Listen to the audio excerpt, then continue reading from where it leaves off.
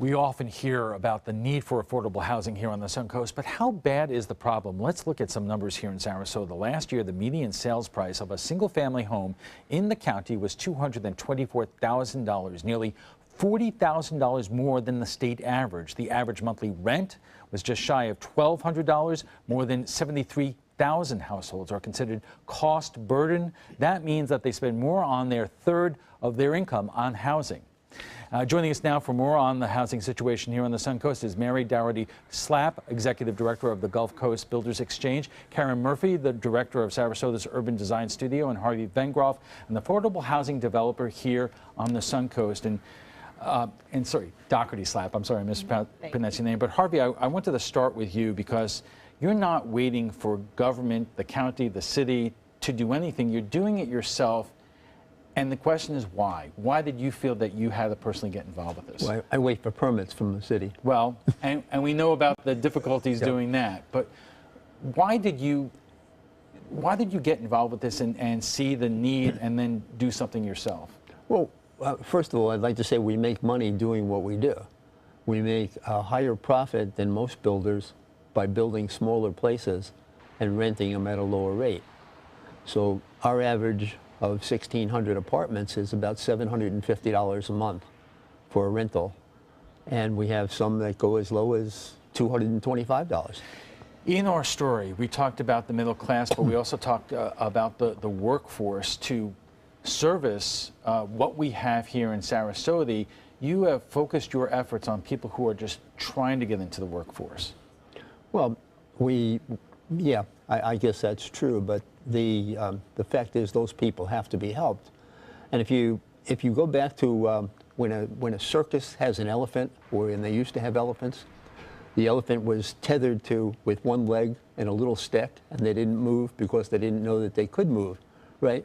Whereas the elephant could easily pull out that stake and go ahead. And I think that's what we do with workforce people, or with people that can't afford a $500,000 house or $1 million house. But we're able to buy houses right today for $30,000, $40,000, $50,000 and fix them for another $15,000 or $20,000. So we're building 3-bedroom houses for less than $100,000. Mary, you saw in our story the debate about whether the county and the city should require developers to set aside affordable housing, or whether the market itself will and incentives will create that. You know, you saw people like Dan Lovac say that it should be required. What would you respond to that? Builders are businesses, okay? It's got to make good business sense to build affordable housing. When you're looking at almost $20,000 in fees on a 1,500 square foot home in Sarasota County, it's hard to start making that home affordable. We need a solution to this problem. 73% of households in Sarasota County, to your point, are ALICE households, asset limited, income constrained, but employed. So we need places for, police officers, firefighters, teachers to live.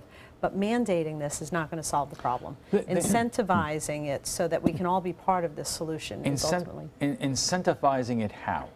By allowing for densities, doing away with rules and regulations that don't create a situation where it doesn't make good business sense to build the homes that we need for the workforce that we need. It's an economic development problem in the county. We need to retain and attract quality workers, but they've got to be able to afford to live And here. Karen, your job is to bring both sides together, and I would imagine that's interesting sometimes. It is. We really enjoy the work, and we do bring, as Harvey will testify, everyone to the table in this discussion, because we certainly understand the density issue and providing these missing housing types that we've lost in the city. But at the same time, the concerns and the issues of the quality of life from the people who live here. So we're looking at those and the ways we can balance both sides of the equation. All right, we're just getting started here. We'll have much more with our roundtable when we return, but we'll also check on our weather forecast, so stay with us. Welcome back. If you're just joining us, we are discussing the future of affordable housing on the Suncoast. Our guests tonight are Mary Doherty-Slapp, Executive Director of the Gulf Coast Builders Exchange, Karen Murphy, Director of Sarasota's Urban Design Studio, and Harvey Vengroff, an affordable housing developer here on the Suncoast. The whole idea of our project, Suncoast 2037, is to look 20 years down the line and see where we are. I was kind of amazed when everybody I interviewed for the story really couldn't say that we were going to solve this problem in 20 years. And Mary, you were saying to me before the show, you've been down here since 1987? 79. 1979, and you've been saying all this time. We've been having the same conversation. Well, what is keeping us from getting a handle on this? Well, I think my wife and I just went on a trip across the country. We visited cities from Maine to California, and they all have the same problem. They all have a homeless problem. They all have a great divide between rich people and poor people, and they don't want to live together. And builders have the idea that they make more money by putting up a beautiful, large house. And you can't have rich people live in the same community as a poor person because they have nothing in common, and they don't want to live together. So many times government is forcing you to build 20% of your building to be affordable, and the other 80% is for people that get everything great, and that doesn't work. Well, one part you were talking to me about in our story was that at least considering requiring that lots be smaller in size, what kind of feedback do you get from people like Mary when you suggest that? I was going to say, it's actually in looking at what our fabric was in the city. We historically had, these missing middle housing types, but we've actually had a bit of suburbanation into the city. Our lot sizes, through people combining lots, neighborhoods have now changed where 50% of the neighborhood is saying we don't like these bigger houses coming in. The other 50% is saying we don't like the small houses that are there. So we've been doing a lot of work with them, as Harvey was saying, to show that compatibility and how a mix can not only be in the incomes, but all of us come up the ranks in the housing types we need. We start small and tend to go into larger homes, but we also go down in size as we become empty nesters. So teaching them the value of that. What impact has that had on both the city and the county commissions in terms of how to oversee this? I think we talk a lot, and I've been privy to these discussions as well, about the broad brush strokes. We have to take these things and show a full spectrum from the simple solutions all the way to those that take longer, and really build the buy-in with people bringing these sides together. And we're hopeful. Our work has made a lot of progress in that, but it's through demonstrating that quality of life while also working with the development community to make their pro formas work. Mary, I remember doing a show about a particular development a couple of weeks or months ago, and the pushback on the project was neighborhoods who don't want increased density because of the impact it has on traffic. Right.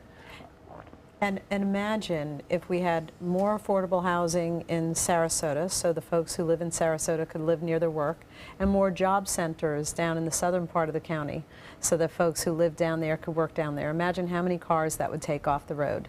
This is a problem that really does affect our transportation issues. We're not going to mandate our way out of it. Builders will go where it makes sense to do business.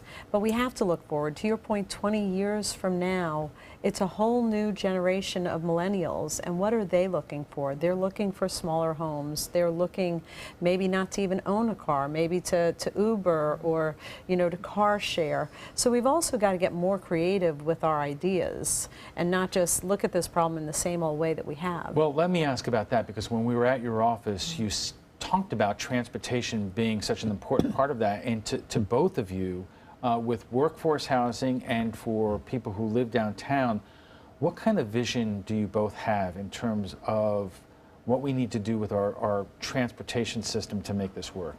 We've participated in a transportation summit, and we can't have the discussion of affordability without talking about transit. They go hand in hand. Currently in our country now, we're devoting more space per capita to a car, something we drive on average 2 hours a day, than we are to housing for people. So to parks and other things. Harvey's a great example of that. One of the reasons his projects are successful is he's taken the private initiative to provide transportation. Again, something that's $9,000 a year for people on average in their budget. How, and can that be on a more massive scale than currently, that you're currently able to do? Well, if we get our final permits and build the 368 apartments downtown, we'll have transportation for those people as we do for them in other apartments that we have. We have vans, and we take people a short distance. But is that a function that should be in the private sector, or should government be involved in terms of those kinds of vans and creating a system where the workforce can easily go between their homes and downtown or Anna Maria, you know, the areas where their services are used? I think our government is there to protect us and to police the area, make sure it's safe. I think things like transportation and affordable housing and everything should be private. Mm-hmm. We disagree. I think it's more of a public-private partnership, and Harvey and I talk about the transit quite a bit. And you know, when we look at these numbers in our region, from Palmetto to the college area in the northern part and in Manatee County, we have the most percentage of people without a car. We have the most percentage of people who only have one car. So starting to look at that spoke with the college area as a focus, and providing transit that's accessible, reliable, funded. We look to the private sector to enhance that, but I think the role is for both of us to work together. But then it raises questions in terms of the tax base and making, and people in this community, like everywhere, don't want to pay more taxes. Mary, is there a recognition that as these developments go up and the homes get built or rebuilt, that the people who are able to afford them have to kick in to create a situation where people who cut their lawns or do the landscaping and so forth can get there?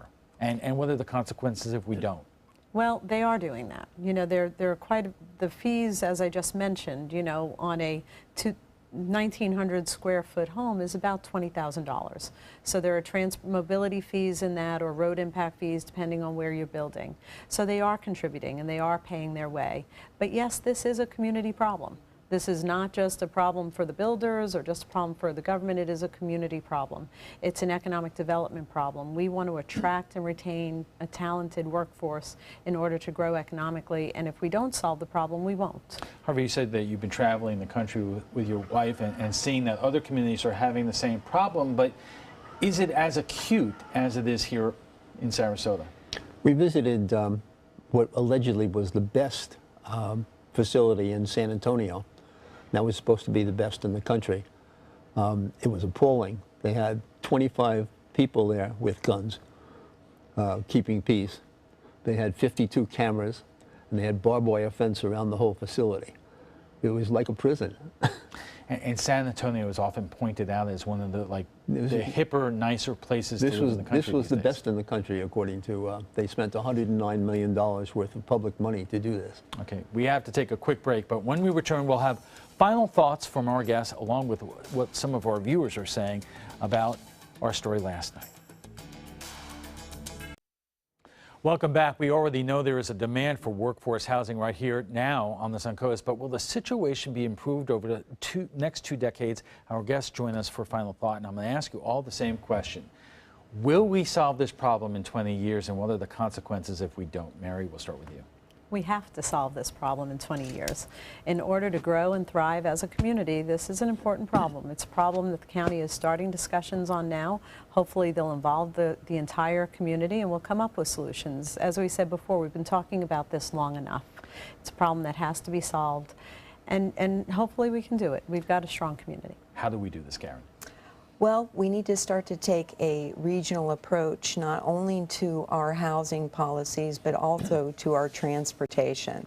So when we have that, looking at that, partnering with Manatee County, looking at these corridors where we're transit ready, and with partners with the private sector, I believe we can make a significant move in the right direction on our housing. Harvey, your work here in Sarasota and Manatee has been incredible. You traveled the country. Are we going to be able to solve this?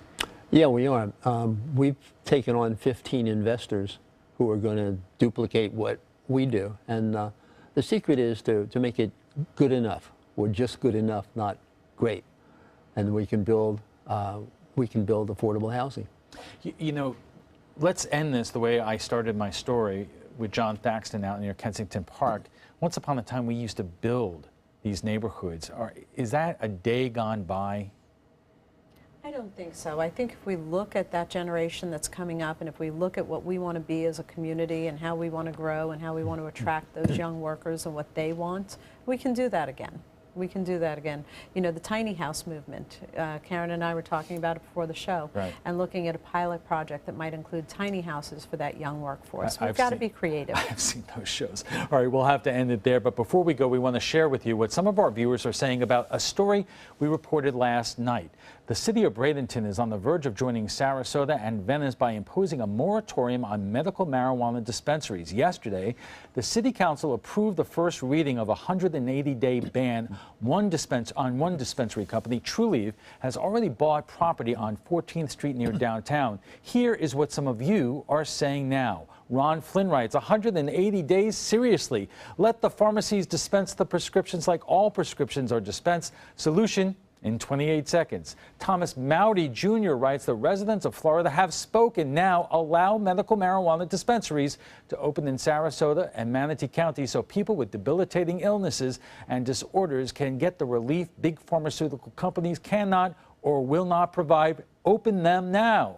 And Michael Hane writes, what? Are they just going to keep putting a moratorium on it every 180 days? Well, if you'd like to join the conversation about tonight's topic, just visit our Facebook page at facebook.com/news@7. And FYI, want to watch past Roundtable discussions? They're available on Apple TV, Amazon Fire, and Roku. We want to thank our guests for being here tonight. Mary Doherty-Slapp is Executive Director of the Gulf Coast Builders Exchange. Karen Murphy is Director of Sarasota's Urban Design Studio. And Harvey Vengroff is an affordable housing developer here on the Suncoast.